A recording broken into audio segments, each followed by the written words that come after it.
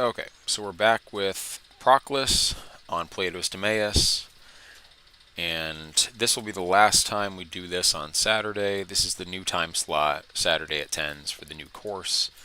If you want to sign up for the course, it's Thinkific, airvoll.thinkific.com. Yep, that's it. aarvoll.thinkific.com. Or you can sign up at the Patreon. That'll be starting with Pythagoras and then going through the Iamblichean curriculum again. So technically we're not done with the Iamblichean curriculum. We still have the Timaeus commentary to get through and also the Parmenides commentary. We're just going to do that in the background. My rationale for that originally was these Proclus commentaries are massive and there's so much in there that we don't want to miss. But it doesn't lend itself to a typical kind of commentary, group commentary on the dialogues, which can be very kind of participatory. These, it's more like, let's just understand what Proclus has to say. That's about as good as we can get, I think. But we can do that in tandem with a reset of the main part of the curriculum. So that's what's going on now. Like I said, this will be the last week that we do this time slot. These will continue just at whatever time during the week is available. So it will be harder for the people in the Jitsi call to join in the future. So apologies for that. But we will be starting the main group again. So that should be fun. Starting with the Pythagorean source book and library. But okay, back to Proclus. The lemma: if therefore we shall afford arguments no less probable than others, it is proper to be satisfied, calling to mind that I who speak, and that you who are my judges, have the human nature in common, so that if you receive a probable narration concerning these things, it is fit to seek for nothing farther than this. Right.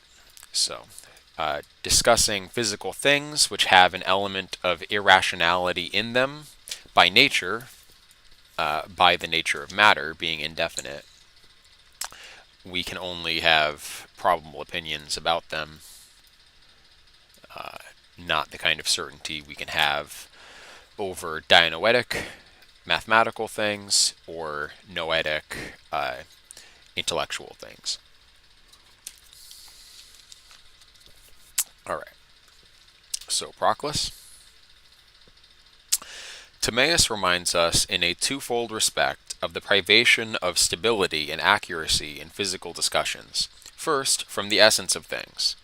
For from immaterial natures becoming material, from impartible, partible, from separate natures such as are situated in a foreign seat, and from universal, becoming individual and partial natures, they do not receive the definition of things scientific and irreprehensible, which is adapted to immaterial and impartible forms. So like I was saying, just by virtue of being involved in the material, we go from immaterial to material, impartible to partible, separate to situated in a foreign seat. That means corporeally invested. So the soul being separate is its natural condition, and then situated in a foreign seat, trapped in the body like a tomb. From the universal, individual, and partial. Okay, so by virtue of that decline, the subject matter is uncertain. Our knowledge can only be so certain.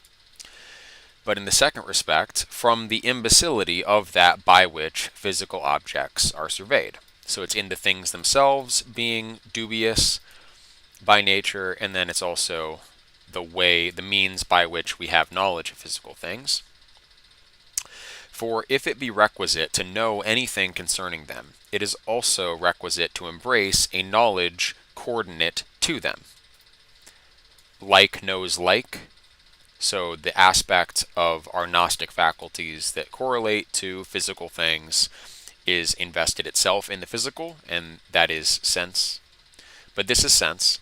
And if indeed we were in the heavens, we should perhaps be less deceived. But here, dwelling in the last part of the universe, being most remote from them, we employ sense in a gross and erroneous manner. For we are allotted the human nature.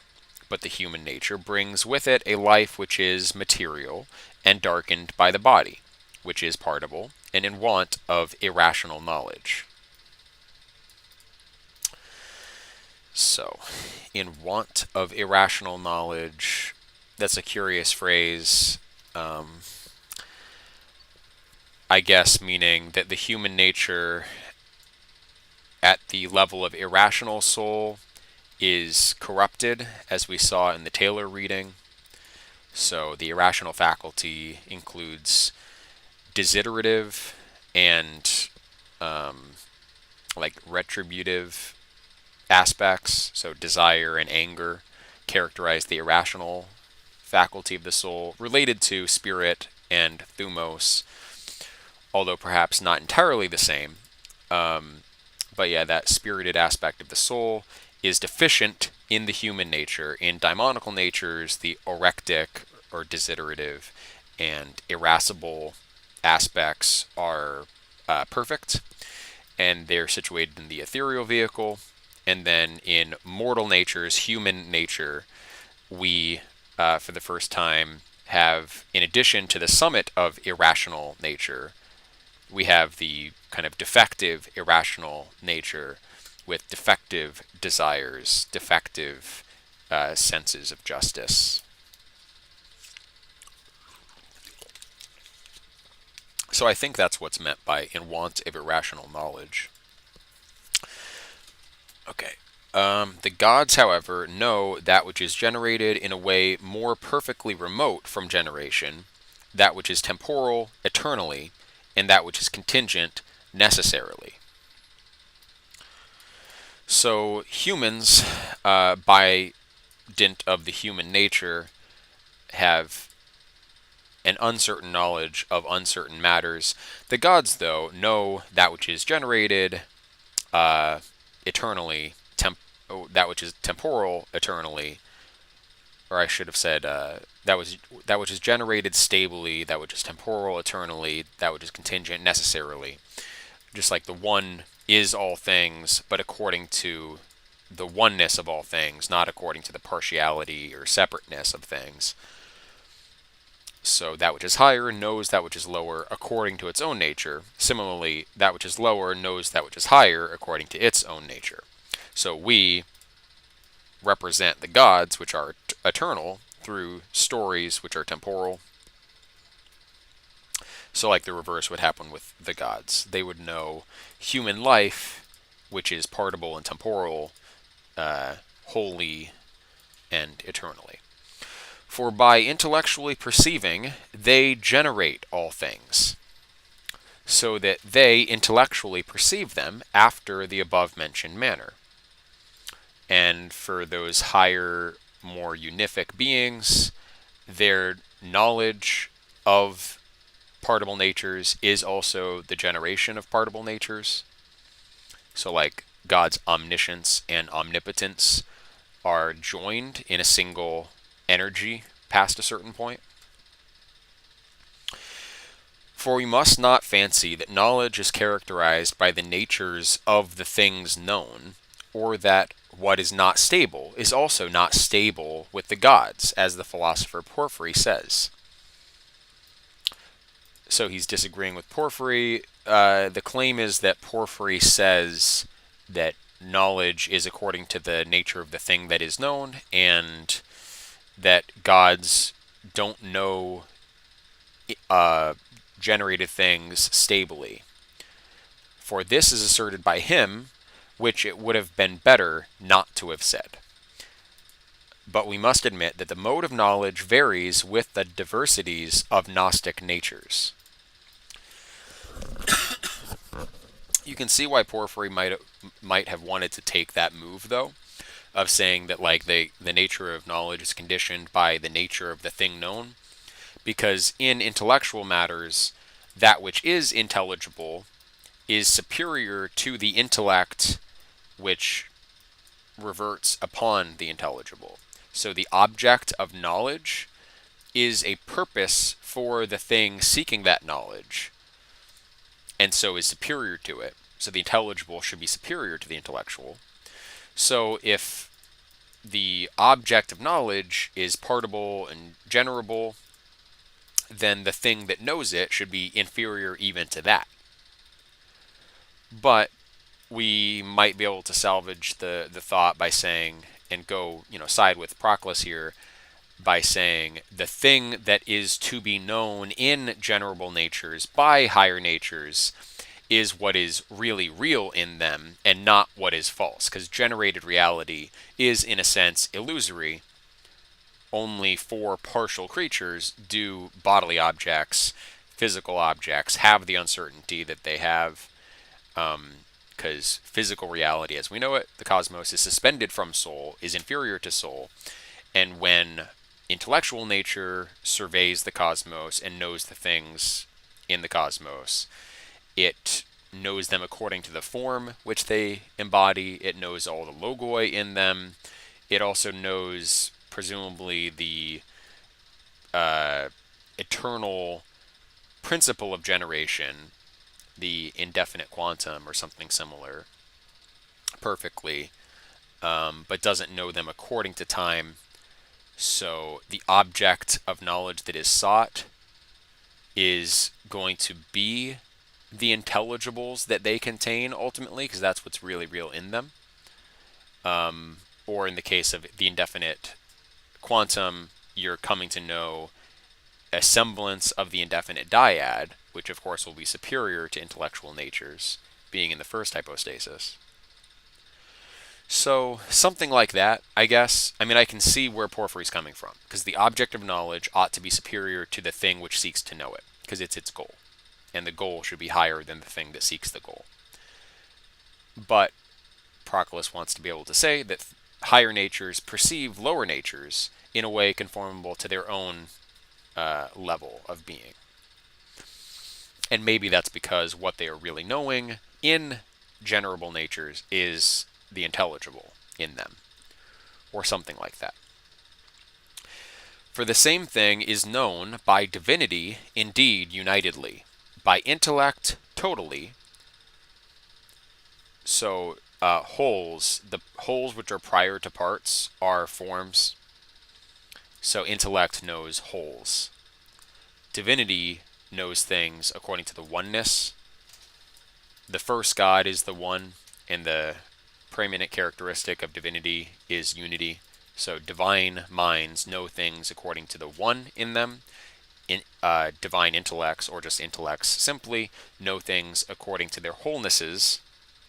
By reason, universally, like logical universality, mathematical universality, and by the fantasy, morphotically, interesting, and by sense, passively. So morphotically, we have a footnote. So just that's Taylor's neologism to capture the idea of perceiving morphe, form in the immanent sense. The word morphe, as we have elsewhere observed, pertains to the color, figure, and magnitude of superficies, surfaces. Hence, the fantasy perceives morphotically because its sight is a figured perception. Or maybe that was already a term. I have a feeling Taylor just made that term up to capture whatever is being discussed here, whatever the Greek term is. Okay, so fantasy perceives things according to those morphe aspects, by sense, passively. Nor does it follow that because the thing known is one, the knowledge also is one. So, the first God is one, but we don't know the one in a simple unific act. We know the one by continual circumambulation, or approaching the one through many aspects, worship of the various gods. Farther still, if knowledges are essential in the gods, and their intelligence is not adventitious, such as they are, such also is their knowledge. Okay.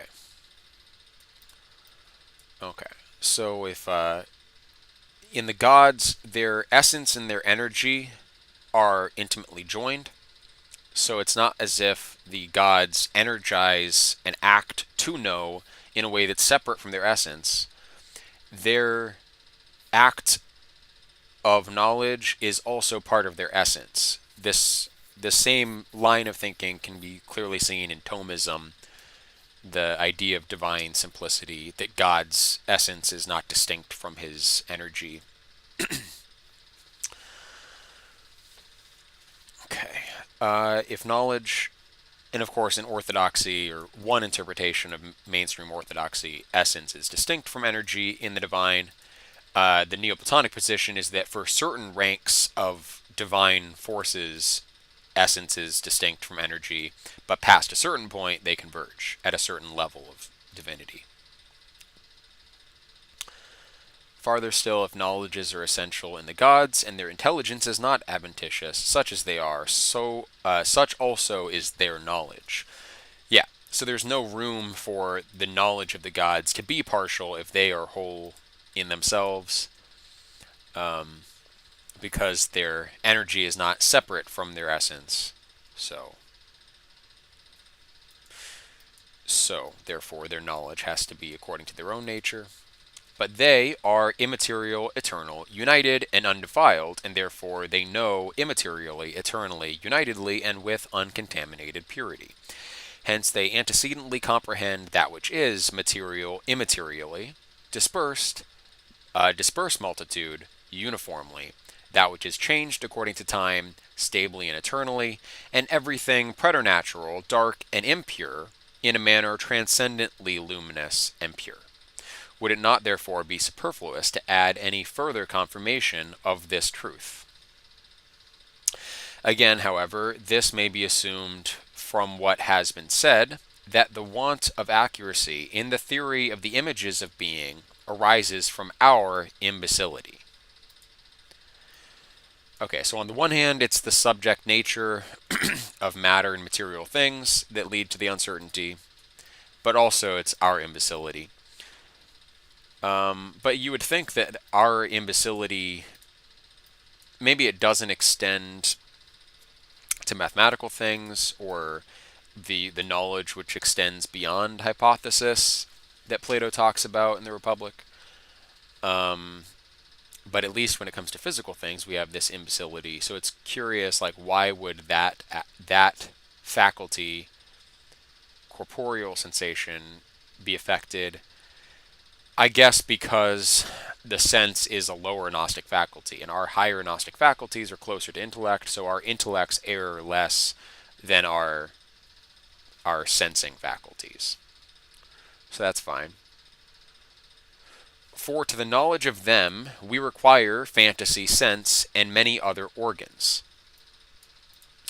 Right, so to know physical things, we have to use these lower Gnostic faculties, but the gods contractedly comprehend these in their unity and divine intellection. So for us to perceive the cosmos, we use these lower Gnostic faculties, but for the gods to perceive the cosmos, they do that from their more unific intellectual condition, in a way that's also joined with the creation of the cosmos. So it's not as though the cosmos is just out there as a passive object for their perception. Instead, they, in their energizing, perceive and generate the forms that are then, they collectively contain, antecedently comprehend material natures, immaterially, what is dispersed multitude, uniformly, etc. For in sublunary natures we are satisfied in apprehending that which for the most part takes place on account of the instability of their subject matter. But again, in celestial natures we are filled with much of the conjectural through employing sense and material instruments. On this account we must be satisfied with proximity in the apprehension of them, since we dwell remotely at the bottom, as it is said, of the universe.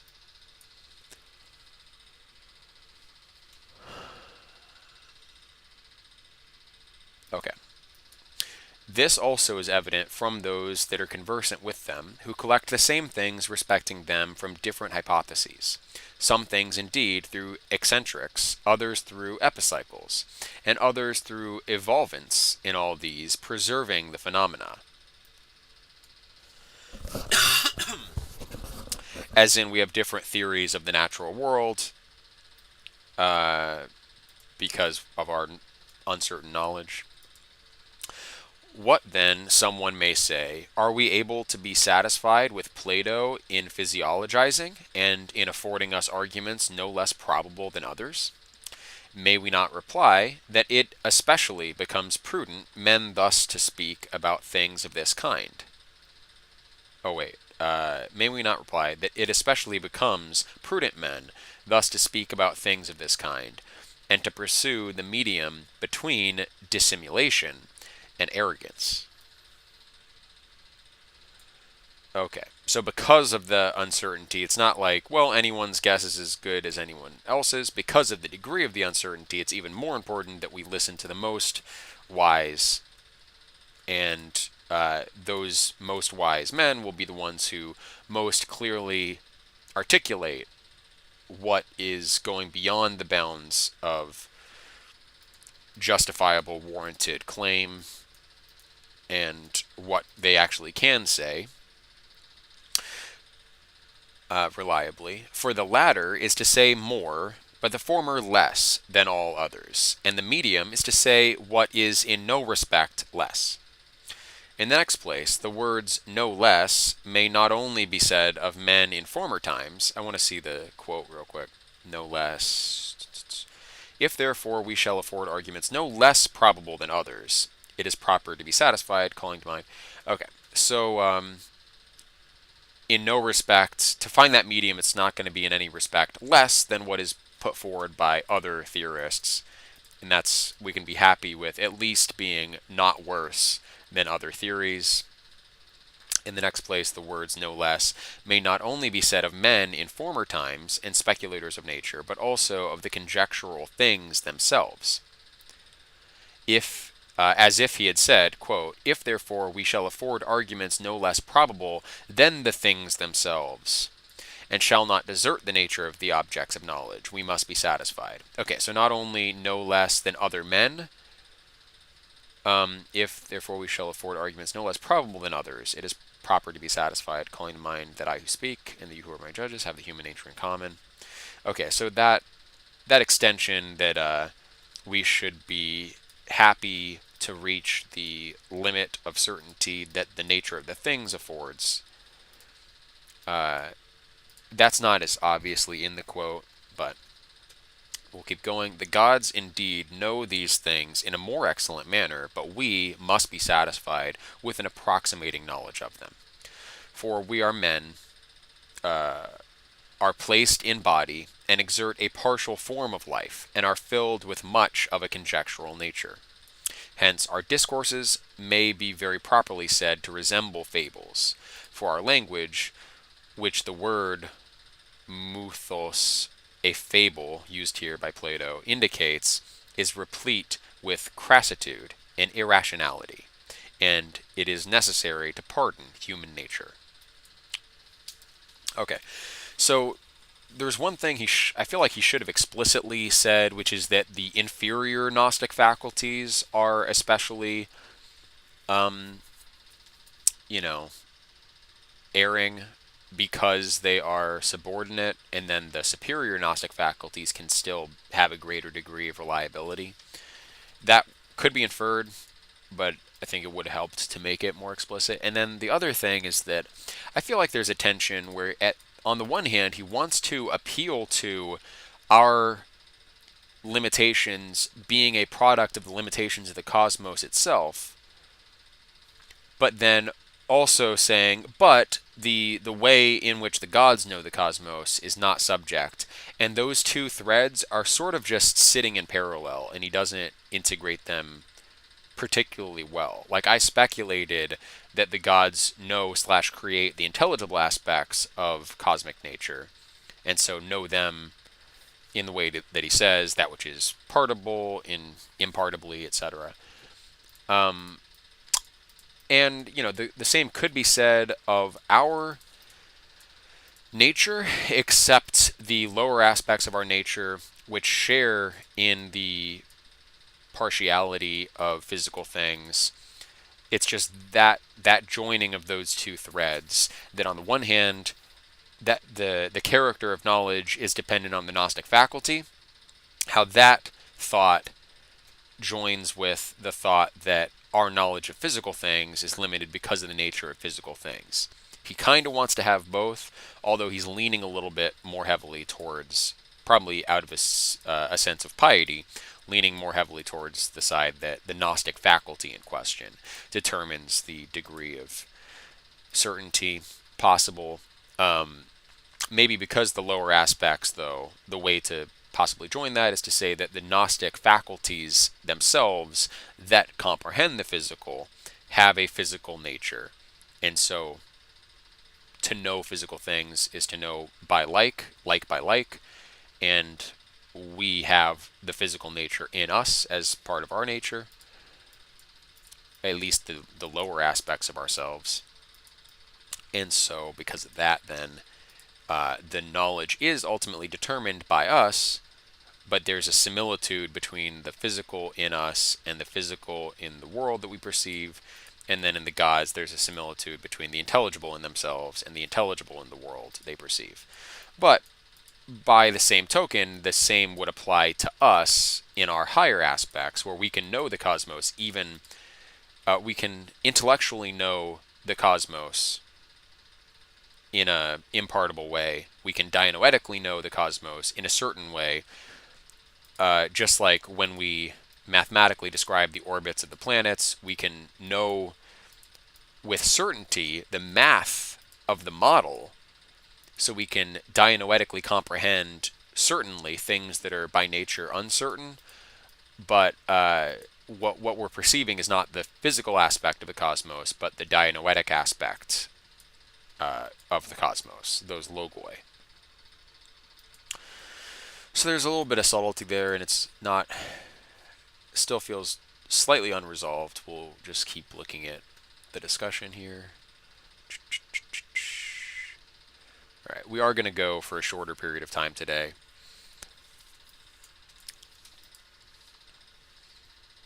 Okay, so I think Critias or maybe Socrates is replying here. You speak most excellently, O Timaeus, and we shall receive what you say in every respect as you advise. Your preface, indeed, we wonderfully approve. Proceed, therefore, and bring to a conclusion the subsequent melody. Yeah, this must be Socrates in the dialogue. And after all of that, we've finally gotten through Timaeus's preface of his oration, and now we'll get to Timaeus's actual physical theories themselves. Okay. So in the Republic, where Socrates disposes the discourse, Timaeus was silently present, not exhibiting his own judgment about what was said. But here, Socrates, after a certain admirable manner, receives what Timaeus says. For in the things also, of which the persons are images, while secondary nature... Wait a second. Okay, for in the things also, of which the persons are images... So he's referring to the analogical interpretation of the characters of the dialogue, right? Does anyone remember who are respectively Timaeus, Socrates, Critias, and Hermocrates? Or is that the fourth person? Is it Hermocrates or... Yeah, Hermocrates. Okay. Yeah, good, good. So who do they represent theologically? So, uh, Timaeus is the whole universe. Uh, Socrates is the intellect. And then I'm not sure about the other two. Yeah, Timaeus was like the demiurge of wholes. Socrates was the intellectual demiurge. And then Poseidon. So, like, both Timaeus and Socrates represent Zeus, but they're the triad of Socrates, Critias, Hermocrates is the same as the triadic demiurge, Zeus, Poseidon, Hades, And that's, of course, an abiding, preceding, reverting, Zeus being abiding, Poseidon being preceding, Hades being reverting. So Socrates is the intellectual demiurge. I think the Critias will be the vivific demiurge, I think, is what they would call it, or they called it something. It's the correct scheme, whether that's the correct term or not. But anyway, embodied by Poseidon in that triad, and then Hermocrates will be the reverting or purifying demiurge or something, which is embodied by Hades. So that's the things themselves. That demiurgic triad plus the demiurge of holes represented by Timaeus. So let's see, bearing that in mind. For in the things also of which the persons are images, while secondary natures energize, those that are first are established in themselves and do not depart from themselves, nor verge to inferior natures. Right. So the first natures are established in themselves, do not depart from themselves. The demiurge of holes will be exempt, whereas the intellectual demiurge, although representing an abiding, is not exempt. He still, like even the abiding phase of a thing, in a way reverts back to its exempt monad. So Timaeus, the demiurge of holes, is like the exempt monad, and then immediately suspended from every exempt monad is of course, for Proclus, a trinity that abides, precedes, and reverts, that extends all the way to the one itself, where there is the exempt aspect of the one, imparticipable, and then there is the abiding, preceding, reverting of the one. So Socrates, being the abiding part of that triad, relates back to what Timaeus, the exempt demiurge, says, whereas the same is not true in verse. The exempt demiurge doesn't condescend to comment on the triadic demiurge, or demiurgy. Okay. But when more divine beings energize, then more subordinate natures are elevated to the participation of them through the love of all various wonder. Hence Socrates, in what is here said, very properly surrounds Timaeus with all possible praise. Because Timaeus is of holes, he's the Socrates being the abiding or intellectual demiurge. For through wonder itself he is in a greater degree united to him. Moreover, the word most excellent indicates indeed the perfect intellectual and scientific nature of the doctrine of Timaeus. And it also indicates his analogy to the demiurge, for as he is the best of causes in works, thus also Timaeus is the best in discourse. Okay, cool. The words likewise, we shall receive what you say in every respect, as you advise, indicate what kind of person he ought to be, who rightly receives discussions concerning divine natures. That he ought assiduously to adhere to the teacher. That's a little self-serving. Proclus, scholar. To perform with all his might that which is ordered by him, and to persuade himself that it is right to be persuaded by what the teacher says. Okay, so we should listen to Proclus here. Which, we should, and he's correct in what he says. But farther still, the word preface indicates the comprehension of total conceptions in the hypotheses. Okay. That's probably something about the etymology of the word preface. All things, therefore, are in the preface itself. One, for kata tite here, it seems requisite to read kata tonto, which is then translated as preface, so I don't know. Something about the Greek may suggest that this indicates the comprehension of total conceptions within hypotheses. So just like, the axioms of a science contain, in some sense, all the conceptions that flow out from them. So all things, therefore, are in the preface itself. For in the preface it is shown what the form is of the object of inquiry, On what hypotheses and things previously demonstrated from them it depends, and also what the nature is of the discussion, and what are the requisite qualifications of the auditor. But the word, I can't tell what the first letter is, nomos, melody, is assumed from modulations adapted to the harp. Okay, these therefore are certain melodies, some of which are minerval, but others martial. So some relate to Athena, some relate to Ares, and some indeed are entheastic, or divinely inspired, but others are defamatory of manners.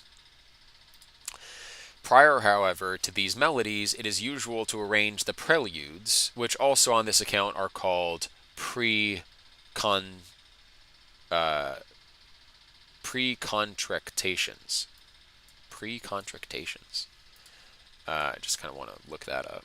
Pre-contractations. We've got to work on expanding our Victorian vocabularies. Okay, yeah, it did not even try to come up with a definition when I searched. Okay, that's fine. I think we get the idea.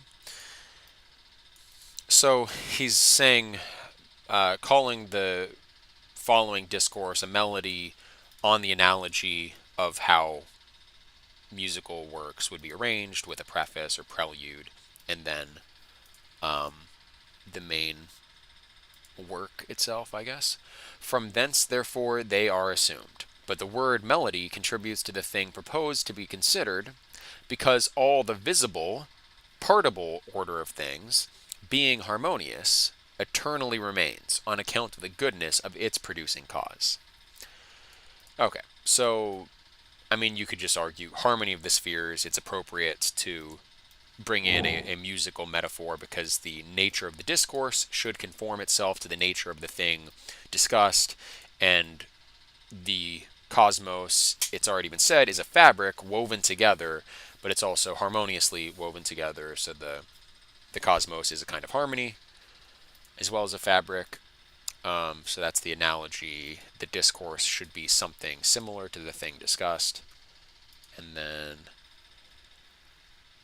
contractation is touching or handling. So a pre-contractation is like previously handling before actually working with something, I guess. And because, like, when you're holding your bowling ball and, like, feeling all sides of it, feeling out the holes, you're pre-contractating the bowling ball. And because likewise it proceeds from and subsists according to intellect and possesses total powers separated from each other and arranged in a manner adapted to each. For melodies are called nomos, laws, because they remain immutable, and because such things as are fit are distributed from each. Cool, so more on that analogy between melodies and the nature of the world. And I didn't realize that the term for melody is nomos. That's how I try to pronounce it, but I wasn't sure. But nomos means law as well. So the Greeks had the same word for melody and law, which is very interesting. Let me just confirm that Greek word for melody. Well, there's another word here. Melodia, of course. And then I'll just put nomos.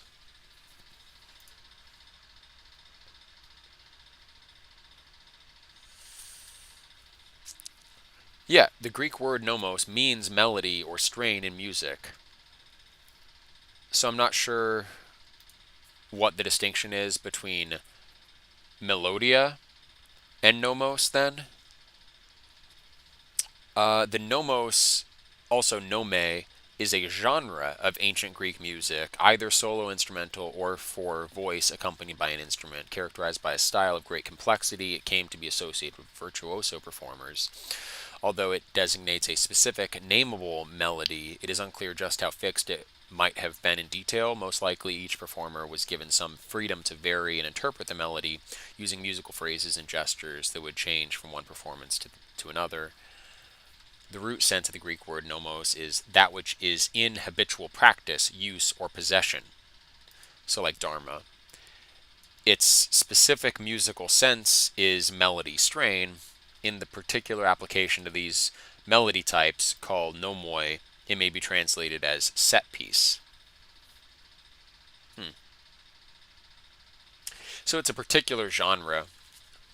So Socrates is analogizing, probably based on some similarity of this musical genre to the kind of discourse Timaeus is engaged in, maybe on account of the virtuosity involved, or some other factor that we're not aware of because we don't know what a nomos sounded like per se, or maybe just based on the etymological connection between law and melody here. Plato takes advantage of that homonymy to highlight an analogy, which is good. That's cool. All right. Well, we're going to go ahead and wrap up for today. Next lemma will be, let us narrate then on account of what certain cause the composing artificer constituted generation and this universe. All right, so we're just about to begin the actual creation.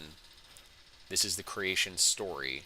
We've examined theological and epistemological principles, the nature of the demiurge, the nature of. We've set the stage effectively with the preface, and now the action begins. We're going to have the creation of the universe, so that'll be fun.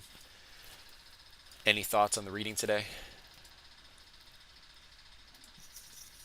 Just this comparison between singing and the law, or melody and the law. It's like Brahone law in old Irish culture, where poets would be the ones required to memorize the law. Right. Yeah, yeah. That makes sense. Uh, I wanted to look up, just on a hunch, because the nomos concept sounds very similar to the dharma concept in Hinduism. I wanted to see if dharma was ever a term used in Hindustani music. Is the term dharma ever used in Hindustani music? Yes. Dharma as a musician's calling. Some consider music as their dharma. All right, whatever. Dharma as a balance of karma. The components of Hindustani music are said to follow the margins of dharma, showing a balance of karma. Dharma as a virtue. The word dharayate iti dharma means virtues that celebrate the natural flow of life and are worthy of acceptance. Okay. So it is sometimes used not in as direct a sense where it means like melody, but the term is used anyway of Hindustani music. So, good stuff. We'll go ahead and wrap up. Like I said, this time slot will no longer be active, but these streams will happen at some point during the week. So just keep an eye out for them. Turn your notifications on for the channel. I will try to also post in the school board and Mathematicoi telegrams when we're going to start these. And maybe even with some notice, I can let you know a few minutes ahead or an hour ahead or whatever. But, all right. Thanks, everybody.